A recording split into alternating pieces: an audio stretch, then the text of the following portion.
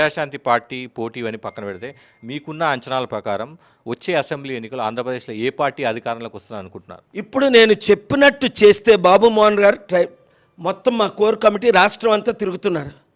కరెక్ట్గా ప్రజలు తెలివిగా మంచి క్యాండిడేట్లు మేము పెట్టి నిలబెడితే వ్యతిరేకత 180% చంద్రబాబు నాయుడు గారి మీద ఉంది, 82% జగన్మోహన్ రెడ్డి గారి మీద ఉంది.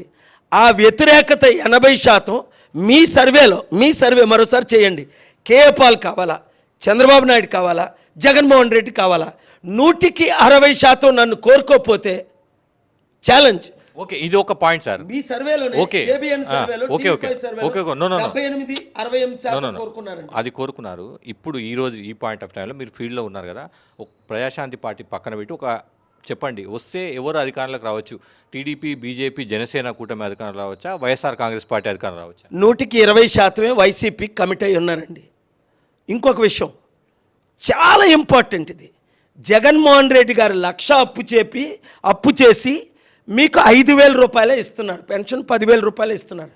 నేను మీ 1,00,000 అప్పు తీర్చి 5 కోట్లు అప్పు తీర్చి మీకు డబల్ నేను ఇస్తాను. ఎగ్జాంపుల్, వాలంటీర్లు జగన్మోహన్ రెడ్డి గారికి ఓటేయమని చెప్పకండి, ప్రజాశాంతి పార్టీకి క్యాండిడేట్కి ఓటేయమనండి. వితిన్ 100 డేస్లో 2,50,000 మందికి ప్రజాశాంతి పార్టీని గెలిపిస్తే 20,000 ఇచ్చి పెర్మనెంట్ చేస్తాను, పెన్షన్లు డబల్ చేస్తాను, రైతు బంధు ఇస్తాను, అప్పులు తీర్చుతాను, నిరుద్యోగులు అందరికీ 5 సంవత్సరాల ఉద్యోగం, ఎవ్రీ ఇయర్ 20 లక్షల ఉద్యోగాలు ఇస్తాను. ఛాలెంజ్ చేస్తున్నాను, విశాఖపట్నం ఎంపీగా నన్ను గెలిపించండి. మీరందరూ ఆంధ్రప్రదేశ్లో ప్రజాశాంతి పార్టీని గెలిపించండి. ముఖ్యమంత్రి అవ్వాలంటే దైవ నిర్ణయం, మీ నిర్ణయం. ఎంపీ అవ్వాలంటే దైవ నిర్ణయం, మీ నిర్ణయం. దేవుడు దూతలు పంపించి ఓట్లేయడు, మీరే ఓట్లేయాలి. ఇంట్లో లేజీగా కూర్చోవడం కాదు.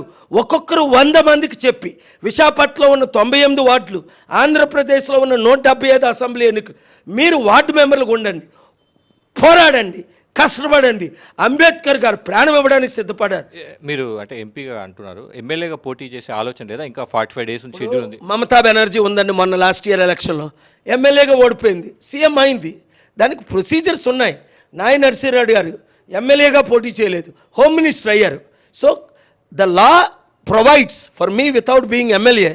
If our party wins, I can be chief minister. If I win as MP, నేను పార్లమెంట్లో అడుగు పెడతాను. ఒకవేళ ప్రజాశాంతి పార్టీకి కీ రోల్ వచ్చి ఆంధ్రప్రదేశ్ ఎన్నికల రిజల్ట్ వచ్చిన తర్వాత కీ రోల్ పార్టీకి మంచి నెంబర్ వచ్చింది, ఒకవైపు మీరు ఎంపీగా గెలిచారు, వైజాగ్ ఎంపీగా, అప్పుడు ఏం చూస్ చేసుకుంటారు? ఆంధ్రప్రదేశ్లో deciding factor Prajashanti party, at the same time మీరు వైజాగ్ ఎంపీగా గెలిచారనుకోండి, దెన్ వాట్ యూ చూస్?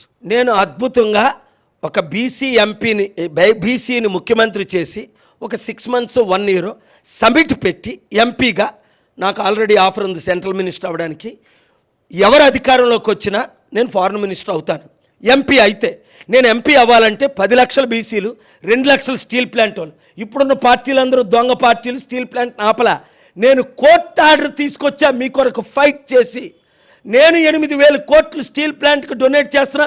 మళ్ళీ March 14 గురువారం ఇది ఉంది. కనుక నేను ఎంపీగా ఒక 6 నెలల్లో 1 year కంటిన్యూ చేసి విదేశీ ఫండ్స్ అన్ని తీసుకొచ్చి, అంతట్లోపు జయలలిత జైల్లో ఉన్నప్పుడు సీఎంని ఎలా పెట్టుకుందో, ఆ తర్వాత నేను సీఎం అయ్యి ఆంధ్రప్రదేశ్ అప్పులు తీరుస్తా, కన్నీరు తుడుస్తా.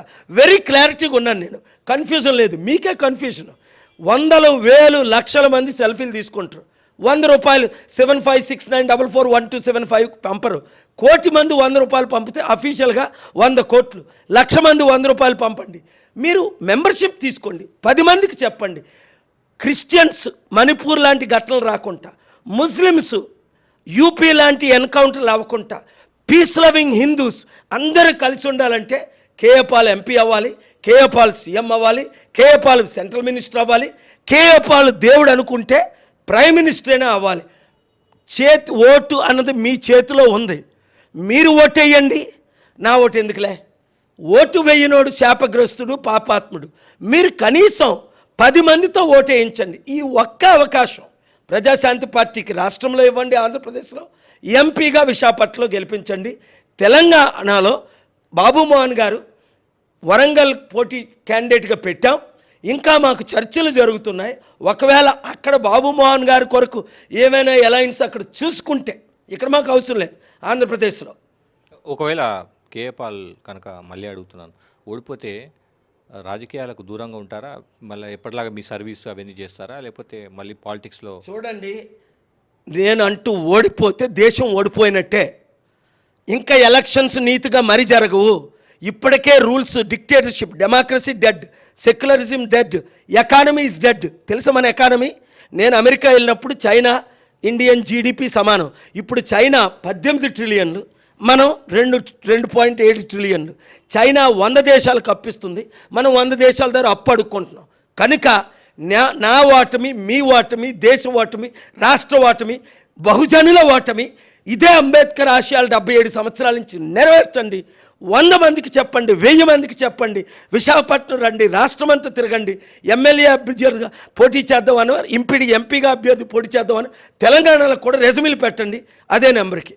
ఓకే, మొత్తం ఇది అంటే ఆంధ్రప్రదేశ్ అసెంబ్లీ ఎన్నికలు, అదేవిధంగా లోక్సభ ఎన్నికలకు సంబంధించి కేఏ పాల్ ఒపీనియన్, వైజాగ్ ఎంపీగా పోటీ చేస్తున్న అభిప్రాయాన్ని కూడా ఆయన వ్యక్తం చేస్తున్నారు. కేవలం కోటితో కలిసి రాఘవేంద్ర, ఎన్టీవీ, విజయవాడ.